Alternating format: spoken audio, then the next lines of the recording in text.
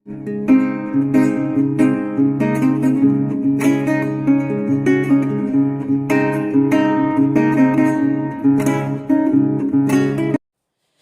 साथी, स्वागत है आपके अपने यूट्यूब चैनल में। तो आज का हमारा इम्पोर्टेंट टॉपिक अर्थ विज्ञान, लेक्चरर कैडर हिंदी और एनटीए यूजीसी नेट हिंदी में यह टॉपिक है।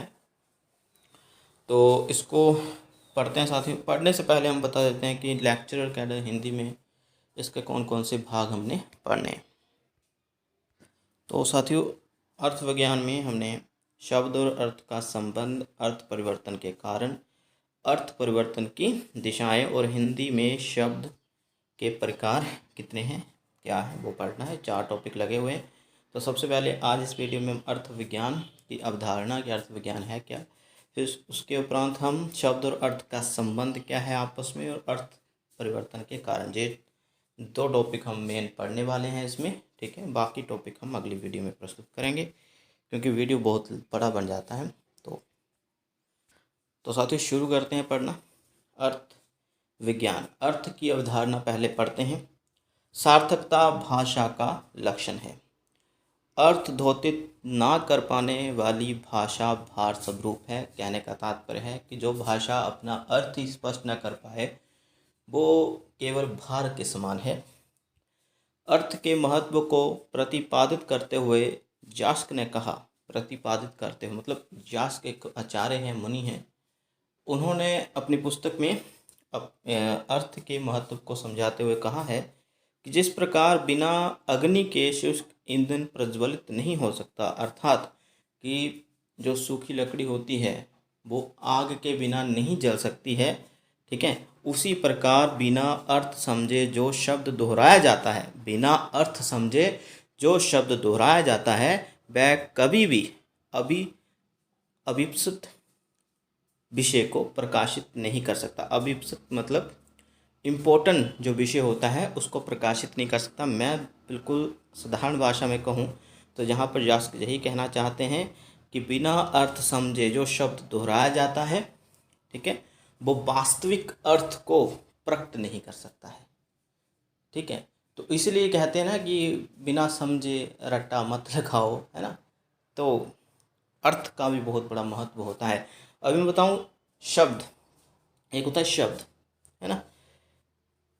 शब्द एक शरीर मान लिया जाए, इसको बॉडी, है ना। और अर्थ को हम क्या मान सकते हैं? अगर शब्द शरीर है तो अर्थ क्या है? उसकी आत्मा। किसकी? शब्द की, ठीक है। शब्द शरीर है तो अर्थ उसकी आत्मा है, ठीक है। अगर शब्द बिल्कुल निरर्थक है, उसका कोई अर्थ ही नहीं निकल रहा है, तो वो शब्द मृतक के समान है। बिल्कुल साधारण शब्दों में मैं समझा रहा हूँ, यहाँ पर कहीं भी आपको लिखा नहीं हुआ इस तरह से जैसे मैं समझा रहा हूँ। तो आपने समझ जाना है कि शब्द एक जैसे कोई शरीर और अर्थ उसमें आत्मा है, ठीक है। आगे चलते हैं साथियों, आगे बढ़ते हैं। अर्थ को अभिव्यक्त करने के लिए शब्द माध्यम है। मैंने अभी बताया, अर्थ को अभिव्यक्त करने के लिए शब्द एक माध्यम है। अर्थ को जानने के लिए 2 शब्द, रूप और नाम को जानना चाहिए। अर्थ को यदि हमने समझना है तो 2 शब्द हैं, रूप या नाम, इसको जानना चाहिए। हम संसार में जितनी वस्तुएं या प्राणियों को देखते हैं उनकी अलग अलग सत्ता होती है, अपना अपना जीवन होता है उनका। इस सत्ता के लिए हम रूप शब्द का प्रयोग करते हैं। इस मूर्त सत्ता रूपों को हम कोई ना कोई नाम देकर पुकारते हैं। आप समझ रहे हैं कि जितनी भी वस्तुएं हैं, प्राणी हैं इस धरती पर, उनके अलग अलग सत्ता है, अलग अलग जीवन है अपना। इस सत्ता के लिए हम अलग अलग रूप उनको देते हैं। इस मूर्त सत्ता मतलब इस मूर्त सत्ता रूपों को हम कोई ना कोई नाम देते हैं। जैसे घोड़ा, प्राणी रूप के लिए घोड़ा शब्द का प्रयोग किया जाता है, ठीक है। एक प्राणी है और उसको हमने घोड़ा नाम दे दिया, अभी भी प्रयुक्त किया जा रहा है। तो घोड़ा देखकर हमें घोड़ा शब्द याद आता है, ध्यान में रख रहे हैं आप, ठीक है। मैं जो समझा रहा हूँ समझिए।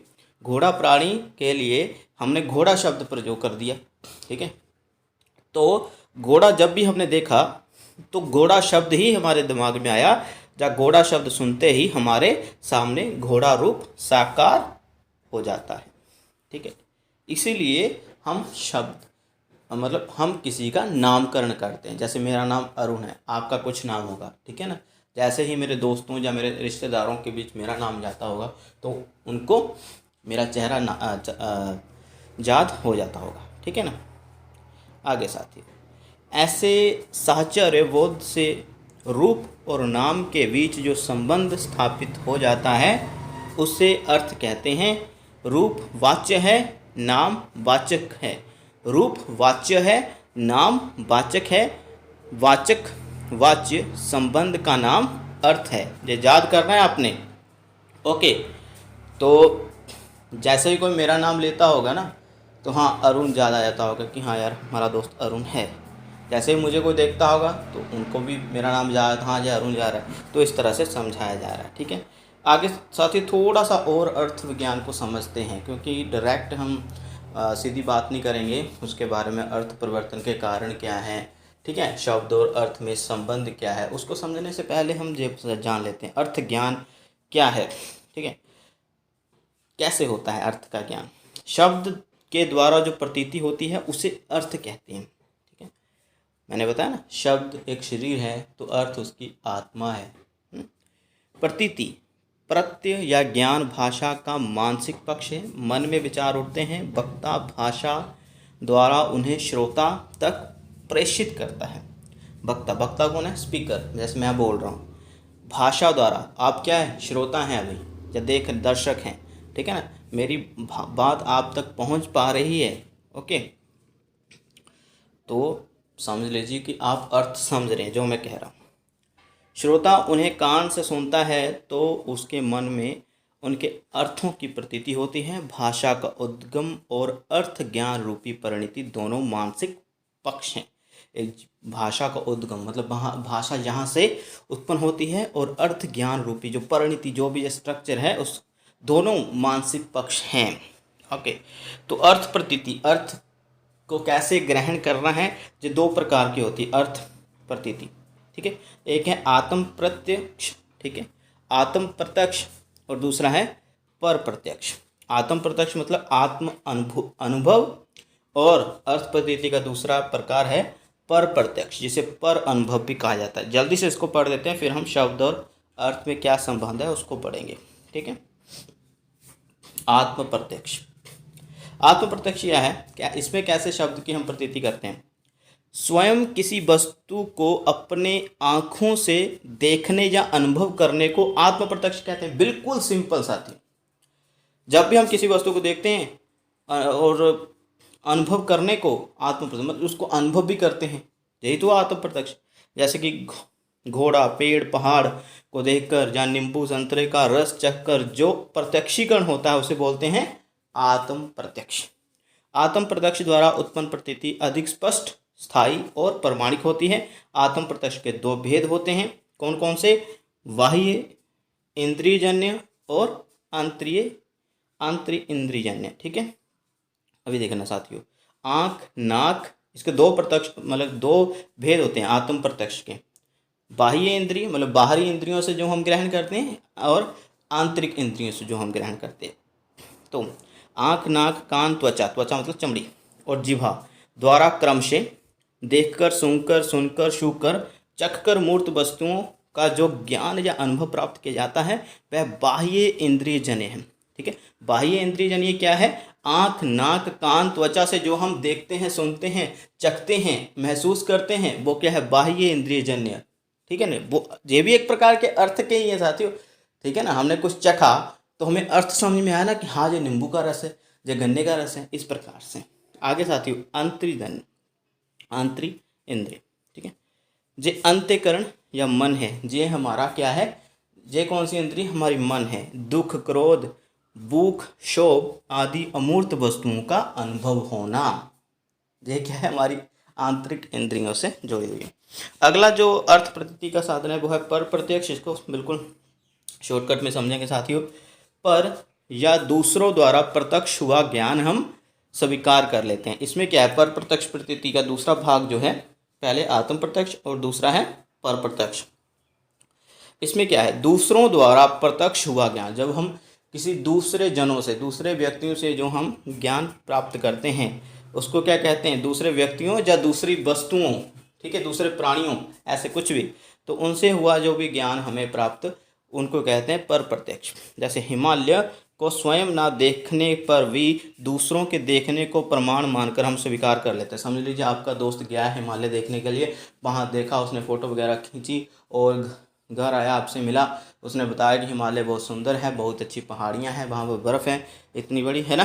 तो सब कुछ उन्हें आपको समझाया और आपने विश्वास कर लिया। अर्थ समझ गए ना आप। तो ये भी पर प्रत्यक्ष भी अर्थ प्रतीति का दूसरा भेद है। पर प्रत्यक्ष में वेद, शास्त्र, आप्तवाक्य, इतिहास, भूगोल, विज्ञान सब आते हैं। आपकी पुस्तकें भी इसमें आती हैं पर प्रत्यक्ष में, ठीक है। जो भी जानकारी, चाहे वो हिंदी की है, चाहे भूगोल की है, चाहे इतिहास की, चाहे वो विज्ञान की ही ना क्यों ना हो, वो पर प्रत्यक्ष जानकारी आपको दे रही है, ठीक है। आगे पढ़ते हैं साथियों, शब्द और अर्थ का संबंध। साथियों आगे हम शब्द और अर्थ का क्या संबंध है उसको हम पढ़ेंगे। शुरू करते हैं। शब्द और अर्थ सामान्य व्यवहार के लिए सहायक तो है ही, शास्त्रीय परंपरा में भी उनका महत्व सर्वस्वीकृत है। आगे जो चीज़ मैं अभी पढ़ रहा हूँ साथियों वो ज़्यादा इम्पोर्टेंट है। शब्द और अर्थ अन्योन्याश्रित है। क्या है, अन्योन्याश्रित। क्या होता है इसका अर्थ, मतलब एक दूसरे पर आश्रित हैं। ओके, तो शब्द यदि माध्यम है तो अर्थ जो है शब्द की आत्मा है, दोनों मिलाकर, ठीक है। शब्द और अर्थ अन्योन्याश्रित है, दोनों को मिलाकर ही सार्थक शब्द बनता है। अर्थ के बिना शब्द निर्जीव है, मैंने पहले बोला मृत के समान, ठीक है। तो अर्थ के बिना शब्द निर्जीव है और शब्द के बिना अर्थ अग्रहणीय या अप्रयोज्य है, ठीक है। अग्राह्य मतलब मतलब जो ग्रहण करने योग्य ना हो, तो शब्द के बिना अर्थ ग्रहण करने योग्य नहीं होता है। अप्रयोज्य मतलब उसका कोई लक्ष्य ही नहीं होता है, बिल्कुल सिंपल। थोड़ा सा और पढ़ लेते हैं। शब्द और अर्थ का संबंध जानने के लिए, गाय कहने से गाय पशु का अर्थ लिया जाता है, घोड़े का नहीं। भाषा में शब्द, यहाँ शब्द आना था, शबर लिख दिया है, ये हमारी टंकन मिस्टेक है, माफ़ करेगा। भाषा में शब्द सार्थक होते हैं, सार्थक मतलब जिनका सही या कोई उचित अर्थ हो, ठीक है। भाषा में शब्द सार्थक होते हैं तभी तो हम समझ पाते हैं भाषा किसी की, जैसे आप समझ पा रहे हैं मेरी भाषा। तो भाषा में शब्द सार्थक होते हैं, वह शब्द किसी अर्थ विशेष का बोध करवाता है या अर्थ को संकेतित करता है। यह संकेत यादृच्छिक होते हैं। यादृच्छिक मतलब हमें पहले से ही पता होता है, बस थोड़ा सा संकेत देने की आवश्यकता होती है कि हम समझ जाते हैं। समाज द्वारा ये अर्थ जो हैं स्वीकृत होते हैं शब्दों के। एक ही शब्द का अर्थ भाषा भेद से बदल जाता है। एक ही शब्द का अर्थ भाषा भेद से, भाषा भेद मतलब जैसे कि इंग्लिश में कुछ शब्द है, हिंदी में कुछ है, संस्कृत में कुछ है, तो उनके अर्थ तो अलग अलग ही होंगे ना। जैसे इंग्लिश में जैसे कि गो शब्द है ना, देख लीजिए गो, इसका हिंदी रूपांतरण इस प्रकार से, तो ठीक है, गो का अर्थ अंग्रेजी में जाना है, जाना है, तो संस्कृत में गो को गाय कहा जाता है, ठीक है साथियों। तो इसलिए कहा गया कि एक ही शब्द का अर्थ भाषा भेद से बदल जाता है। आगे साथियों, ध्वनि समूह से वस्तु का या वस्तु के बोध या शब्द से अर्थ के बोध की प्रक्रिया को शक्ति ग्रह या संकेत ग्रह कहा जाता है। याद रखिएगा, ध्वनि समूह से वस्तु के बोध या शब्द से अर्थ के बोध की प्रक्रिया को शक्ति ग्रह या संकेत ग्रह कहा जाता है। यह संकेत ग्रह लोक व्यवहार एवं अनुभव से होता है। ओके, आचार्य जगदीश ने अपनी पुस्तक शब्द शक्ति प्रकाशिका में संकेत ग्रह या अर्थ ज्ञान के 8 साधन माने हैं। संकेत ग्रह जो शब्द उन्होंने लिखा है वो अर्थ ज्ञान का पर्यायवाची है। तो दोनों एक ही शब्द है साथियों। तो इन्होंने 8 साधन माने हैं अर्थ ज्ञान के। जब हम 8 साधनों को पढ़ लेते हैं तो हमें शब्द और अर्थ का संबंध क्या है वो पता चल जाता है। तो पहला है व्याकरण, दूसरा उपमान, तीसरा है कोश, चौथा है आप्तवाक्य, पांचवा है व्यवहार, छठा है वाक्य शेष, सातवां है विवृति और आठवां है प्रसिद्ध पद का सानिध्य। आगे साथियों व्याकरण पहले साधन को पढ़ते हैं। शब्दों के अर्थ जानने के लिए व्याकरण की सहायता ली जाती है, बिल्कुल ली जाती है साथियों, और अर्थ तभी हमें समझ में आता है। व्याकरण से प्रकृति, प्रत्यय, शब्द, रूप, समास, तद्धित, उपसर्ग, कृत प्रत्ययों, स्त्रीलिंग प्रत्ययों आदि का बोध होता है। अगला टॉपिक साथियों, अगला जो पॉइंट है उपमान। उपमान का अर्थ क्या होता है? सादृश्य। ठीक है, क्या होता है साथियों? सादृश्य। सादृश्य जब हम वो पढ़ रहे थे ना, रस के सूत्रकार व्याख्याकार जो थे, रस सूत्र के व्याख्याकार जो थे भट्टलोल थे ना, आचार्य शंकर, भट्टनायक, अभिनव गुप्त के बारे में, तो वहाँ पर सादृश्य शब्द मैंने बहुत प्रयोग किया। सादृश्य होता है कोई पाठक या कोई दर्शक। पाठक मतलब कोई पुस्तक पढ़ रहा है उसको पाठक बोलेंगे, कोई फिल्म देख रहा है, कोई मंच पर चल रहे नाटक को बैठकर ऑडियंस में देख रहा है उसको दर्शक बोलेंगे, कोई कहानी सुन रहे तो श्रोता बोलेंगे। ठीक है, तो इस प्रकार से सादृश्य जो होते हैं। तो उपमान का अर्थ होता है सादृश्य। यदि किसी प्राणी या वस्तु को पूछने वाले के सामने प्रत्यक्ष नहीं कराया जा सकता, क्या लिखा है? यदि किसी प्राणी या वस्तु को पूछने वाले के सामने प्रत्यक्ष नहीं कराया जा सकता, तब बताने वाला उसके समीप की किसी परिचित वस्तु का उल्लेख करके कहता है कि वह इसके समान है। नील गाय को बताने के लिए कहा जाता है कि वह गाय के समान है। जैसे कि समझ लीजिए कि मैं बुर्ज खलीफा जो दुनिया की सबसे बड़ी या ऊंची इमारत मानी जाती है, मैं वो देख कर आया है ना। अभी मेरे मित्र नहीं जानते हैं बुर्ज खलीफा क्या है, तो मैं उनको एक प्रत्यक्ष ज्ञान करवाना चाहता हूँ। ठीक है, ठीक है, तो मैं देख कर आया हूँ तो मैं उनको बताऊँगा कि हाँ वो एल्फिल टावर जितना ऊंचा है या उससे भी ऊंचा है। मैं उदाहरण दे के प्रस्तुत करूँगा, जैसे यहाँ पर नील गाय की उदाहरण दी है ना, ऐसे ही। ठीक है, आगे पढ़ते हैं। उपमान सदृश्य बनता है कौन? सामने वाला व्यक्ति, वही आपको प्रत्यक्ष ज्ञान करवाता है। ठीक है, तभी यह भी एक अर्थ ज्ञान की स्थिति है। ठीक है ना, तो यह भी अर्थ संकेत तो करवाया ना उसने शब्दों के माध्यम से। शब्द और अर्थ का बहुत बहुमूल्य है साथियों। उसने कोई तस्वीर नहीं दिखाई है, उसने उदाहरण कि हाँ शब्दों का प्रयोग किया और अर्थ भी समझा दिया। आगे है कोश। शब्द कोश मुख्यतः शब्दों का या शब्दों के अर्थ बताता है। हम अक्सर दैनिक जीवन में काम में न आने वाले शब्दों के अर्थ याद नहीं कर पाते, उनके अर्थ हम कोश की सहायता से जान लेते हैं। तो अक्सर ऐसा होता है कि हाँ हिंदी में बहुत तत्सम शब्द प्रयोग होते हैं, तो उनका अर्थ समझने के लिए कई बार मुझे गूगल करना पड़ता है या किसी अपने प्रोफेसर को पूछना पड़ता है कि सर इसका अर्थ क्या हो सकता है, फिर वो बताते हैं। तो कई बार हम इंग्लिश का वर्ड है ना, हमें नहीं पता होता है इसका अर्थ क्या है हिंदी में, तो उसका भी हम डिक्शनरी में खंगालते हैं अर्थ, या फिर कोई ऐप हमने डाउनलोड करके रखा होता है उसमें से है ना शब्द का अर्थ जानने की कोशिश करते हैं। आगे साथियों, तो इसलिए शब्द और अर्थ का बहुत बड़ा सुमेल है, दोनों एक दूसरे के बिना अधूरे हैं। आगे आप्त वाक्य। आप्त वाक्य क्या है? ये यथार्थ वक्ता। यथार्थ वक्ता मतलब जैसे मैं हूँ, असल में बोल रहा हूँ ना, तो यथार्थ वक्ता को आप्त कहते हैं। जो वाचन कर रहा है, जो बोल रहा है, उसको क्या बोलते हैं? आप्त कहते हैं। वेद, शास्त्र, गुरु, माता पिता आदि आप्त हैं। ठीक है ना, तो समझ में आ गया आपको। आप्तों को विषय का प्रत्यक्ष ज्ञान रहता है या वे विषय के विशेषज्ञ रहते हैं। उनकी बात मानकर हम बचपन से सारे शब्द और उनके अर्थ जानते हैं। मुझे लगता है सबसे बड़ी डिक्शनरी तो हमारे माँ बाप हैं, जिन्होंने हमें बहुत सारे शब्दों से परिचित करवाया, और फिर उसके बाद टीचर्स आ जाते हैं, है ना। आगे साथी व्यवहार, ये भी एक साधन माना गया अर्थ ज्ञान का। तो अर्थ बोध का व्यापक प्रमुख साधन है लोक व्यवहार। लोक व्यवहार, ठीक है। बच्चा वयस्क लोगों से अनेक प्रकार के वाक्य सुनता है, उनकी क्रियाओं को देखता है, ये तो है ही। वह शब्दों के अर्थों का ज्ञान उनसे प्राप्त करता है। व्यक्ति जीवन भर इसी साधन से अपनी शब्दावली बढ़ाता रहता। तो लोक व्यवहार क्या है? लोगों के साथ हुए आपके व्यवहार।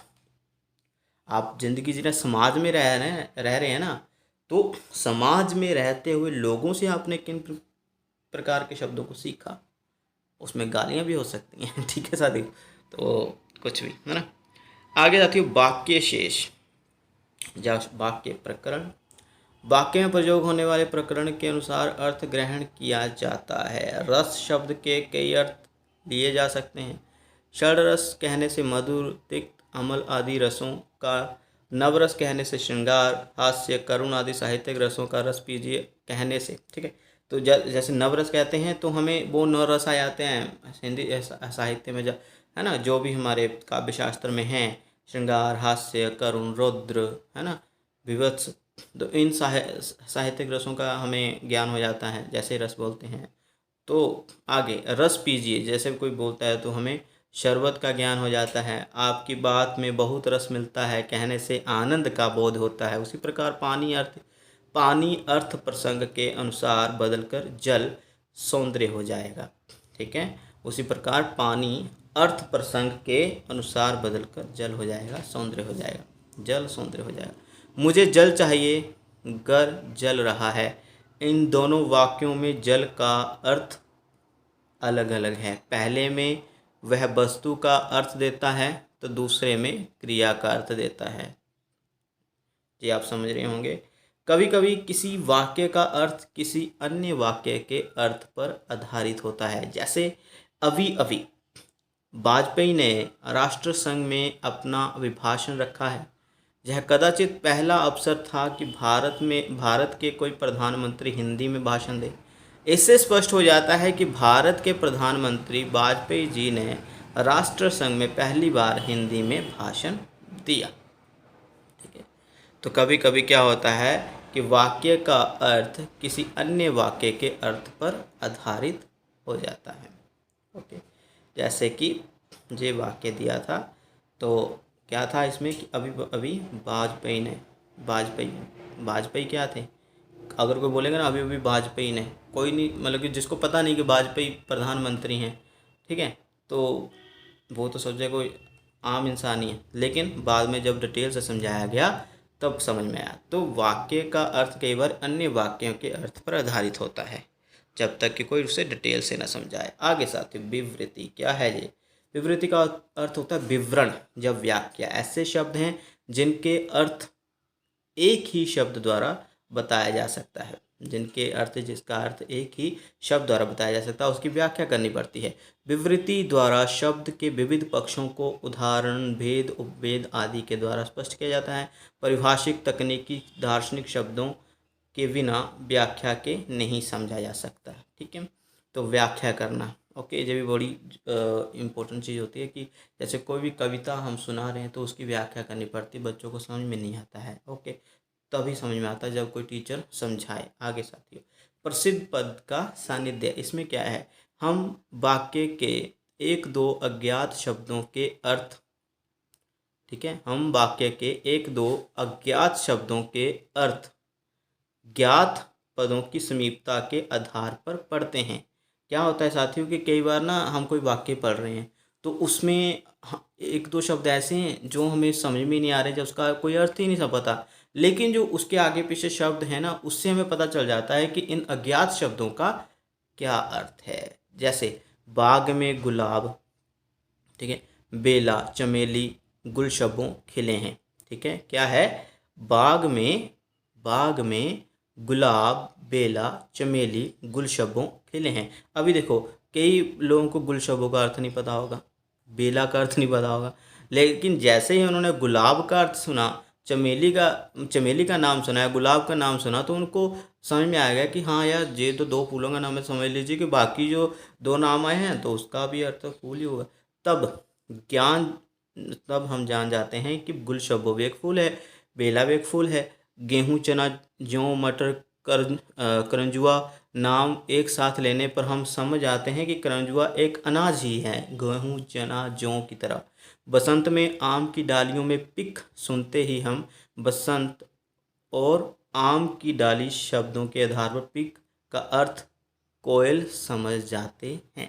तो ये समझ में साथियों आपके आ गया होगा। 8 जो अर्थ ज्ञान के साधन माने गए हैं, इनको लिख लीजिएगा, याद कर लीजिएगा। उपमान बहुत आवश्यक है, कोश, लोक व्यवहार बहुत इम्पोर्टेंट है, विवृति इम्पोर्टेंट है, प्रसिद्ध पद का सान्निध्य, ठीक है ना। कई बार हमको वाक्य बोलते हैं, उसमें हम अज्ञात शब्दों को नहीं जानते होते हैं, लेकिन बाकी के आसपास के शब्दों से हमें पता चल जाता है कि शब्द में या वाक्य में क्या कहा गया है, ठीक है। तो साथियों अभी हमने पढ़ा शब्द और अर्थ में क्या संबंध है। अभी हम पढ़ेंगे अर्थ परिवर्तन के कारण। ये हमारा इस वीडियो का अंतिम टॉपिक है, जल्दी से पढ़ देते हैं साथियों। अर्थ परिवर्तन, इसका अर्थ क्या है, मतलब अर्थ में परिवर्तन किस कारण हो जाता है, ठीक है। हम शब्द बोल रहे हैं कुछ, लेकिन उसके अर्थ में परिवर्तन हो गया है ना, तो चेंजेस कैसे आ जाते हैं। तो ये पहला जो पॉइंट है वो है भौगोलिक परिवेश की भिन्नता। वो बोलते हैं ना साथियों कि यहाँ पर कोस कोस पर हर 4 मील के बाद शब्द है ना, भाषा कुछ अलग हो जाती है। भारत में ऐसा हर देश में होता है, कोई भारत में नहीं होता है, ठीक है। हर 10 किलोमीटर के बाद कोई चींटियों के लिए कोई अलग शब्द प्रयोग करता होगा, है ना, तो ऐसा होता है।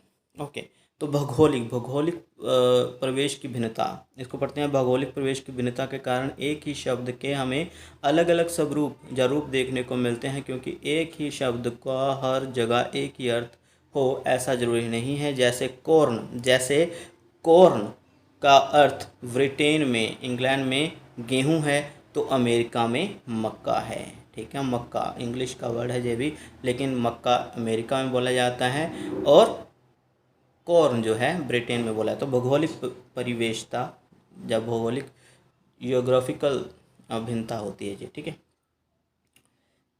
आगे साथियों, सामाजिक परिवेश का परिवर्तन, अर्थ परिवर्तन के कारण पढ़ रहे हैं, तो इसमें सामाजिक परिवेश भी एक बहुमूल्य स्थान रखता है। समाज के विभिन्न जगहों पर एक ही शब्द के भिन्न अर्थ देखने को मिलते हैं। समाज की विभिन्न जगहों पर एक ही शब्द के भिन्न अर्थ देखने को मिलते हैं। जैसे घर पर फादर और चर्च में फादर का एक ही अर्थ नहीं होता है। आप समझ पा रहे हैं ना, तो घर पर फादर और चर्च में जो फादर होते हैं उनका एक अर्थ नहीं होता। सामाजिक परिवेश का परिवर्तन होता है यहाँ पर, तो सामाजिक परिवेश परिवर्तन कहते हैं इसमें। ये भी एक कारण होता है अर्थ परिवर्तन का। आगे है धर्म।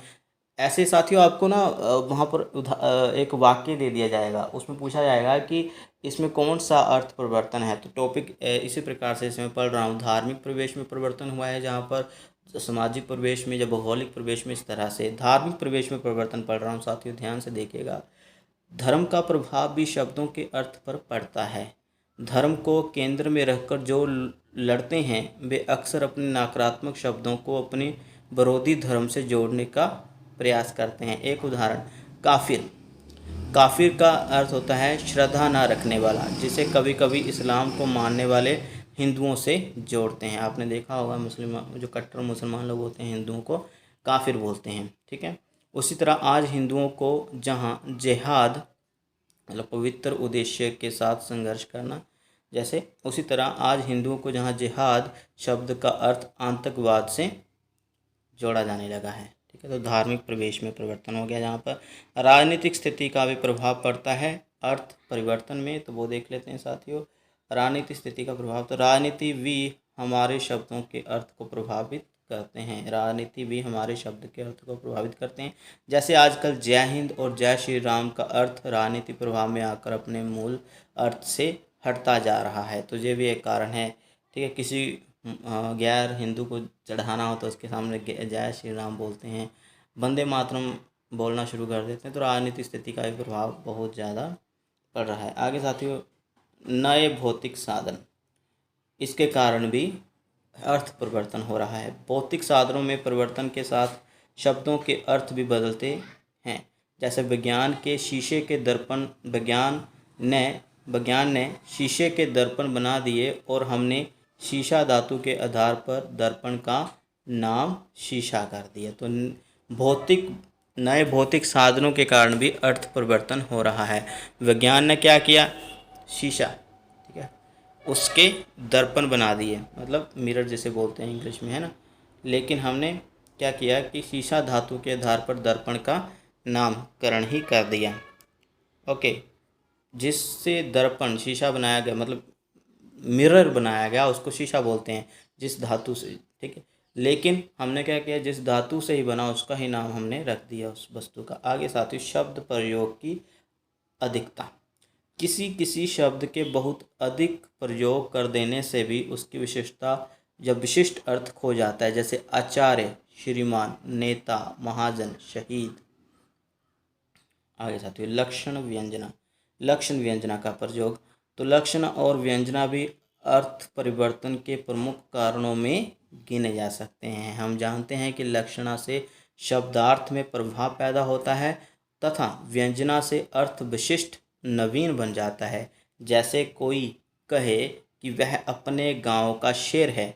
आपने पढ़ा ना शब्द शक्ति साथियों, लक्षणा, व्यंजना और अभिधा, ठीक है। यदि कोई कहे ना कि मैं गांव का शेर है, तो हम इसमें शेर का अर्थ पशु विशेष न होकर वीर और प्रभावशाली माना जाता है, ठीक है। वास्तव में व्यंजना के कारण ही कहावतें, लोकोक्तियाँ और अलंकारिक प्रयोग आदि विलक्षण अर्थबोध कराने में सफल हो पाती हैं। तो लक्षण व्यंजना जो कि शब्द शक्ति का कारण है, इसके कारण भी काफ़ी ज़्यादा अर्थ परिवर्तन हो रहा है। कोई बोलता है ना वह व्यक्ति गधा है, वास्तव में वो गधा थोड़ी है ना। वो वास्तव में एक प्रकार से भोला वाला इंसान है जो ज़रूरत से ज़्यादा ही कहते हैं कि कम अकल का है, ठीक है। इसलिए उसको कह दिया किसी ने गधा, तो वास्तव में वो गधा थोड़ी हो गया। आगे साथी, शब्द के तद्भव रूप, इसके कारण भी अर्थ काफ़ी ज़्यादा परिवर्तन हुआ है। इसको पढ़ा होगा आपने। कई बार शब्दों के तद्भव रूप भी मूल अर्थ में परिवर्तन उपस्थित कर देते हैं। जैसे श्रेष्ठ, महान, श्रद्धेय होता है श्रेष्ठ का अर्थ। श्रेष्ठ का तद्भव रूप सेठ आगे चलकर व्यापारी के अर्थ में परिवर्तित हो गया। तो श्रेष्ठ जो है इसका अर्थ तो महान या श्रद्धेय होता है, लेकिन तद्भव रूप जब इसका बना श्रेष्ठ का तो सेठ बन गया, जिस सेठ का अर्थ तो व्यापारी होता है। भद्र, भद्र सुसंस्कृत का, मतलब संस्कृत का शब्द है भद्र, लेकिन तद्भव में भद्दा बन गया, जो कि असभ्य और अश्लील वेडोल व्यक्तियों के लिए प्रयोग किया जाता है। तो विपरीतार्थक हो गया जी, है ना। इसके कारण भी शब्द, ठीक है, तद्भव रूप भी काफ़ी ज़्यादा अर्थ परिवर्तन का कारण बने, ठीक है। आगे इसी प्रकार स्तन, स्त्री के संबंध में था जिस शब्द का प्रयोग तद्भव रूप आया तो थन बन गया। अब केवल पशुओं के संदर्भ में इसका प्रयोग किया जाता है। आगे साथियों, शब्दकोशीय पर्याय, तो इसको पढ़ लेते हैं। शब्दकोश में पर्याय एक शब्द का बोध कराने के लिए अनेक पर्याय दे दिए जाते हैं। कभी कभी इन पर्यायों से भी अर्थ में प्राप्त अंतर आ जाता है। जैसे चेक और ड्राफ्ट शब्द के ऐसे पर्याय दिए जाते हैं, उसके मूल अर्थ में परिवर्तन हो जाता है। जैसे चेक के लिए देयक, धनादेश, हुंडी आदि, वहीं ड्राफ्ट के लिए धनादेश, हुंडी आदि का प्रयोग होता है। अब जहाँ हुंडी का केवल, माफ़ करेगा, अब जहाँ हुंडी का प्रयोग केवल ड्राफ्ट के अर्थ में होना चाहिए, शब्दकोशीय पर्याय के कारण ही लोग हुंडी से चेक का अर्थ लगा लेते हैं। मतलब जब एक ही वस्तु, ठीक है, जब दो वस्तुओं के एक ही अर्थ समझे जाएं, इस प्रकार से कहा जा रहा है, ठीक है। आगे साथियों, सामान्य के लिए विशेष का प्रयोग, ये भी अर्थ परिवर्तन का कारण है। अनेक शब्द ऐसे हैं जहाँ या जिनका प्रयोग पहले पदार्थ विशेष के ही अर्थ में किया जाता है, लेकिन बाद में सामान्य पदार्थों के लिए भी किया जाने लगा। जैसे सब्जी, स्याही आदि। सब्ज का अर्थ हरा, इसलिए सब्जी से हरी तरकारी का अर्थ बोध होता था। हालांकि अब आलू, प्याज आदि के लिए भी सब्जी का प्रयोग किया जाता है। वैसे ही स्याही का अर्थ होता है काला। पहले काले रंग की रोशनाई के लिए ही स्याही का प्रयोग होता था, लेकिन अब किसी भी रंग की रोशनाई के लिए स्याही शब्द का प्रयोग किया जाने लगा है। तो अंतिम है, अन्य भाषाओं का अधूरा ज्ञान भी अर्थ परिवर्तन में कारण होता है। आगे साथियों इसको पढ़ते हैं। अन्य भाषाओं का अधूरा ज्ञान, तो अन्य भाषाओं के अधूरे ज्ञान से भी अर्थ परिवर्तन हो जाता है। उर्दू में खुलासा का अर्थ संक्षिप्त करना है। उर्दू में खुलासा का अर्थ संक्षिप्त करना है, किंतु हिंदी में इसे व्याख्या या विस्तार से बताने के अर्थ में प्रयोग किया जाता है। क्या कहा जा रहा है कि उर्दू में एक शब्द है खुलासा, जिसका उर्दू में अर्थ क्या हुआ है शब्द का संक्षिप्त करना, लेकिन हिंदी में इसी को व्याख्या या विस्तार से बताने के लिए प्रयोग किया जाता है। वैसे ही विरोध का बोधक सही शब्द मुखालफत है। क्या है? वैसे ही विरोध का बोधक सही बोधक मतलब बोध करवाने वाला, समझाने वाला सही शब्द है उर्दू में विरोध का, वो है मुखालफत। ठीक है, मुखालफत।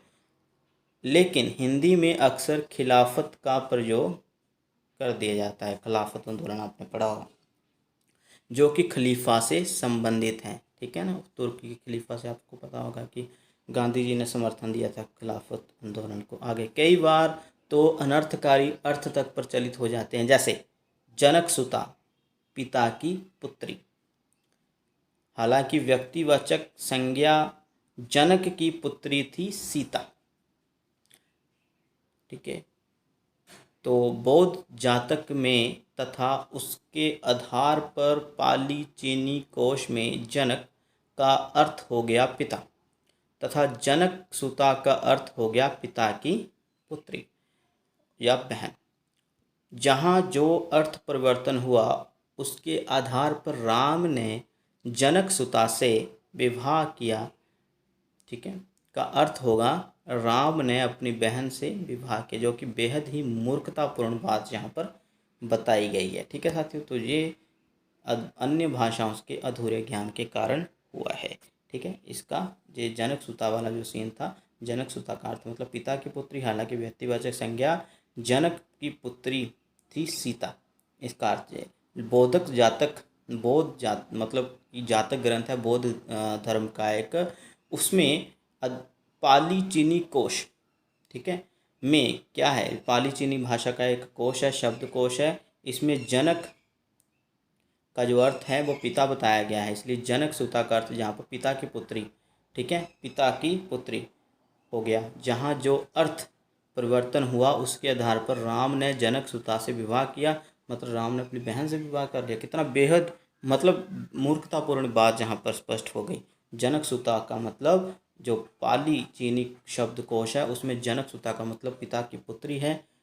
तो देख लीजिए आप कि कैसा प्रभाव पड़ जाता है अन्य भाषाओं से भी एक भाषा में। ओके साथियों, तो इस वीडियो में इतना ही। अगली वीडियो में 2 जो टॉपिक रह गए हैं वो भी कंप्लीट करवाएंगे। धन्यवाद, ध्यान रखिए अपना।